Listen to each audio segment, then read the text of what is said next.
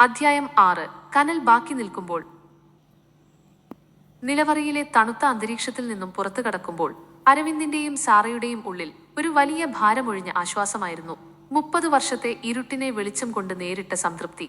പക്ഷെ കോവിലകത്തിന്റെ പൂമുഖത്തെത്തിയപ്പോൾ അവർ കണ്ടത് അപ്രതീക്ഷിതമായ ഒരു കാഴ്ചയായിരുന്നു. തറവാട്ടിലെ മുതിർന്ന സ്ത്രീകളും ബന്ധുക്കളും അവിടെ തടിച്ചുകൂടിയിരിക്കുന്നു. രാഘവൻ വർമ്മയുടെയും വിക്രമിന്റെയും അറസ്റ്റ് കോവിലകത്തിന്റെ അന്തസ്സിനെ ബാധിച്ചു എന്ന നിലയിലായിരുന്നു അവരുടെ സംസാരം. അരവിന്ദിന്റെ അമ്മ സാവിത്രിയമ്മ ഉമ്മറത്ത് നിൽക്കുന്നുണ്ടായിരുന്നു. അവരുടെ കണ്ണുകളിൽ കണ്ണീരും പരിഭ്രമവും ഒരുപോലെ പ്രകടമാണ്. അരവിന്ദ്, നീ എന്തിനാണിതൊക്കെ ചെയ്തത്? നമ്മുടെ കുടുംബത്തിന്റെ അഭിമാനം നീ തെരുവിലിട്ടില്ലേ? സാവിത്രിയമ്മ സങ്കടത്തോടെ ചോദിച്ചു. അരവിന്ദ് സാറയുടെ കൈ പിടിച്ചു മുന്നോട്ടു വന്നു. അമ്മേ, അഭിമാനമെന്നത് കള്ളത്തിന് മുകളിലല്ല പണിയേണ്ടത്.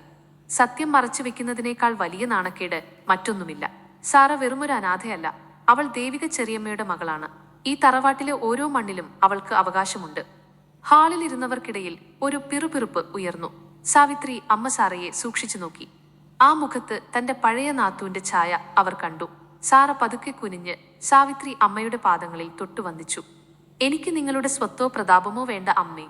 എനിക്ക് എന്റെ അമ്മയുടെ നഷ്ടപ്പെട്ട പേര് തിരിച്ചു കിട്ടണം. അവൾ ഒരു ചതിയല്ലായിരുന്നുവെന്ന് ഈ ലോകം അറിയണം. സാറയുടെ ശബ്ദമിടറി.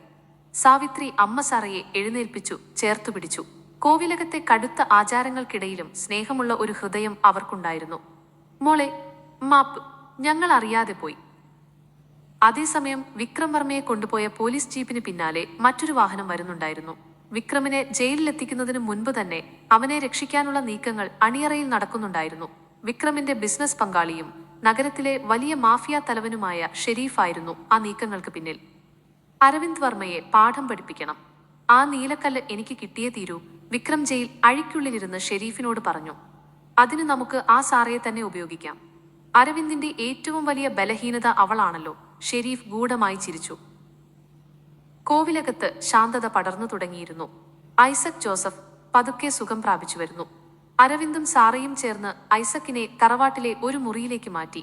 30 വർഷത്തിനു ശേഷം ഐസക് ആ തറവാട്ടിൽ വീണ്ടും അതിഥിയായി എത്തി. അന്ന് വൈകുന്നേരം സാറയും അരവിന്ദും കോവിലകത്തെ കുളപ്പുരയിൽ ഇരിക്കുകയായിരുന്നു. നിലാവ് കായലിൽ തട്ടി പ്രതിഫലിക്കുന്നു. അരവിന്ദ്, നമ്മൾ കണ്ട സ്വപ്നങ്ങളൊക്കെ സത്യമാകുമോ? സാറ പതുക്കെ ചോദിച്ചു. സത്യമാകും സാറ.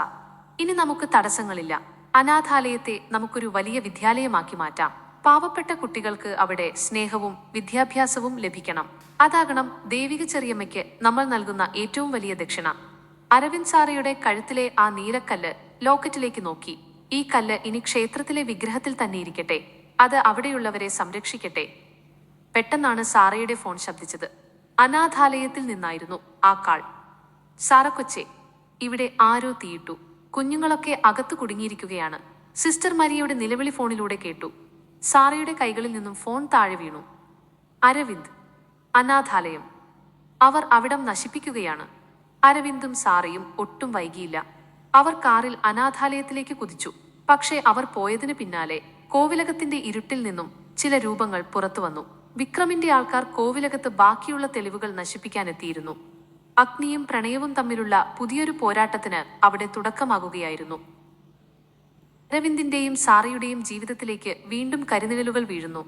അനാഥാലയത്തിലെ തീപിടുത്തത്തിൽ നിന്നും കുട്ടികളെ രക്ഷിക്കാൻ അവർക്ക് കഴിയുമോ? അഗ്നിസാക്ഷിയിലെ മഞ്ഞുതുള്ളിയുടെ 7ാം അധ്യായത്തിനായി ഈ ചാനൽ ഇപ്പോൾ തന്നെ സബ്സ്ക്രൈബ് ചെയ്യൂ. കാണാൻ മറക്കരുത്.